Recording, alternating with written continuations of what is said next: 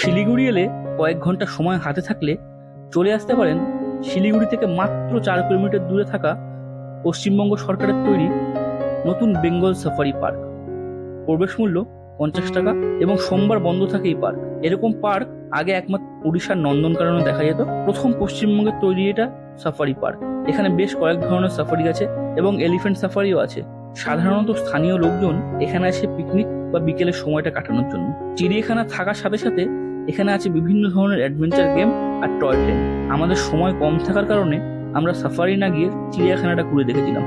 ঘড়িয়াল, কুমির, বেবুন, উল্লুক, হাতি থাকার সাথে সাথেও এক বিশাল পাখির জগৎ এখানে আপনাদের কাছে খুলে যাবে। মাকাও, টিয়া, ধনেশ থেকে শুরু করে মাংসাশী মদনটাক এখানে আপনারা দেখতে পাবেন। আছে বেশ কিছু বিদেশি প্রাণী, ক্যাঙ্গারু আর সাদা হরিণ। আর আছে বেশ কিছু বিলুপ্ত প্রাণী যেগুলো এখানে সংরক্ষণ করা হয়েছে।